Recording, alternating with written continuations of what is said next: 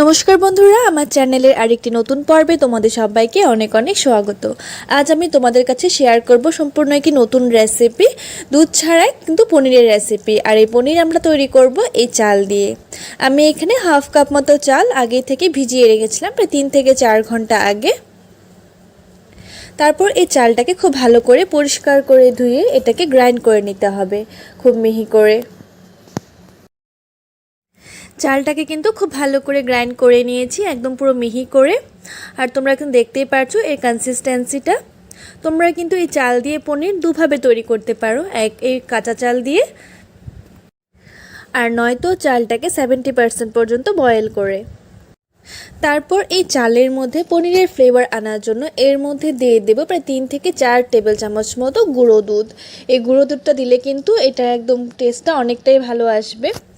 এটা যে চাল দিয়ে বানানো হয়েছে সেটা কিন্তু একদমই বোঝা যাবে না। এই গুঁড়ো দুধটাকে কিন্তু চাল লোয়াটার সাথে খুব ভালো করে মিশিয়ে নিতে হবে, যাতে এর মধ্যে কোনো লাম্পস থেকে না যায়। আর তোমাদের কাছে কিন্তু এই ভিডিওটি সম্পূর্ণ দেখার জন্য অনুরোধ রইল। এই চাল বাটার সাথে কিন্তু গুঁড়ো দুধটাকে খুব ভালো করে মিশিয়ে নিয়েছি। এবার কিন্তু এই চাল বাটাটা আগের তুলনায় অনেকটা পরিমাণে ঘন হয়ে এসেছে। ডাইরেক্টলি যদি আমরা এই চাল বাটাটা ইউজ করি তাহলে কিন্তু পনিরটা সফট হবে না।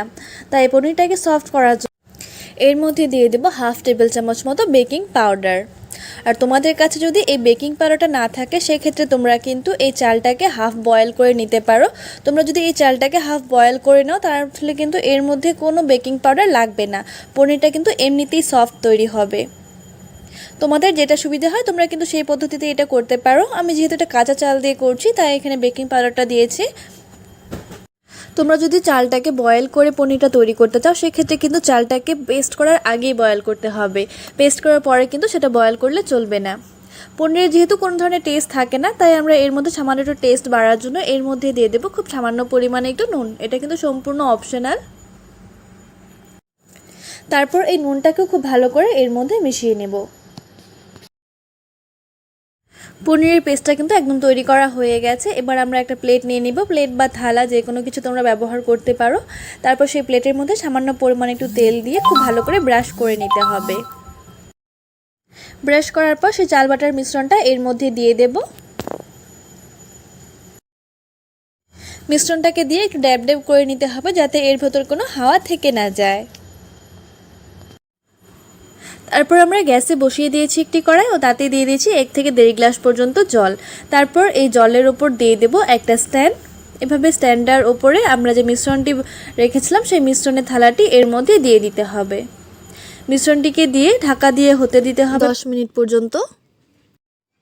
এতক্ষণে আমরা গ্রেভিটা রেডি করে নেব। তার জন্য দিয়ে দেব সামান্য পরিমাণে একটু সরষের তেল। তারপর সেই তেলের মধ্যে ফোড়নের জন্য দিয়ে দেব একটা শুকনো লঙ্কা, একটা তেজপাতা, গোটা গরম মশলা এবং সামান্য একটু পাঁচফোড়ন। সাধারণত পাঁচফোড়নটা দিয়ে তারপর এর মধ্যে দিয়ে দেব কেটে রাখা পেঁয়াজটাকে কিন্তু আমি বড় বড় সাইজ করে কেটে নিয়েছি। এই ডিম ভাপার মধ্যে কিন্তু পেঁয়াজটাকে এভাবে দিলে খেতে বেশ ভালো লাগে। তারপর এর মধ্যে দিয়ে দেব 1 চা চামচ মতো থেতো করা রসুনটা কিন্তু অবশ্যই এখানে থেতো করে দেবে, কারণ বাটা আর থেতো করে দিলে কিন্তু দুটোর মধ্যে টেস্টটা একটু ডিফারেন্স হয়। তারপর এই পেঁয়াজ আর রসুনটাকে হালকা একটু ভেজে নেব, খুব বেশি ভাজবো না, হালকা একটু ভেজে নিতে হবে। তাও খুব অল্প সময়ের মধ্যে কিন্তু পেঁয়াজের গায়ে খুব সুন্দর একটা কালার চলে এসেছে। পেঁয়াজ আর রসুনটা হালকা ভাজা ভাজা হয়ে গেলে তারপর এর মধ্যে দিয়ে দেবো একটা বড় সাইজের টমেটো কুচি, দিয়ে দেব স্বাদ অনুযায়ী একটু নুন আর হাফ টেবিল চামচ মতো একটু হলুদ গুঁড়ো দিয়ে এই সব উপকরণগুলোকে জাস্ট একটু ভেজে নিতে হবে যাতে টমেটোর যে কাঁচা গন্ধটা থাকে সেটা চলে যায়। 2 থেকে 3 মিনিট পর্যন্ত টমেটোটাকে একটু ভেজে নিয়েছি। তারপর এর মধ্যে দিয়ে দেব একটা বড় সাইজের পেঁয়াজ বাটাটা দিয়ে তারপর এর মধ্যে দিয়ে দেব হাফ টেবিল চামচ মতো জিরে গুঁড়ো, দিয়ে দেব হাফ টেবিল চামচ মতো ধনে গুঁড়ো আর হাফ টেবিল চামচ মতো লঙ্কা গুঁড়ো। তারপর এই সব উপকরণগুলোকে বেশ ভালো করে কষিয়ে নিতে হবে 5 থেকে 6 মিনিট পর্যন্ত। অবশ্যই কিন্তু গ্যাসের ফ্লেমটাকে মিডিয়াম করে রাখবে। আমি লঙ্কা গুঁড়োটা দিয়ে আর এর মধ্যে 2টো চেরা কাঁচা লঙ্কা দিয়ে দিচ্ছি। মশলাটাকে কিন্তু খুব ভালো করে কষিয়ে নিতে হবে।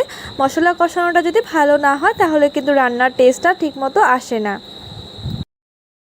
মশলাটা কিন্তু পুরোপুরি ভাজা হয়ে গেছে। এবার আমরা এর মধ্যে দিয়ে দেব পরিমাণ অনুযায়ী জল। তারপর সব মশলার টেস্টটাকে একটা ব্যালেন্স করার জন্য এর মধ্যে দিয়ে দেবো 1/2 টেবিল চামচ মতো চিনি। এই চিনিটা দিলে কিন্তু রান্নার টেস্টটা অনেকটাই ভালো আসে। তারপর এই ঝোলটাকে খুব ভালো করে ফুটতে দেব। এতক্ষণে কিন্তু আমাদের পনিরটাও প্রায় রেডি হয়ে গেছে। এবার একটা ছুরির সাহায্যে এর শেপ দিয়ে নেব। সবগুলোকে কিন্তু আমি এবার ছোটো ছোটো টুকরো করে কেটে নিয়েছি। তোমরা দেখতেই পাচ্ছ এটা কিন্তু অনেকটাই সফট হয়েছে, একদম মুখে দিলে কিন্তু মিলিয়ে যাবে। আমরা যে এর মধ্যে মিল্ক পাউডারটা ব্যবহার করেছি তার ফলে কিন্তু এটা বোঝাই যাবে না যে এটা চাল বাটা দিয়ে তৈরি করা হয়েছে। তোমরা কিন্তু অবশ্যই এটা ট্রাই করে দেখতে পারো।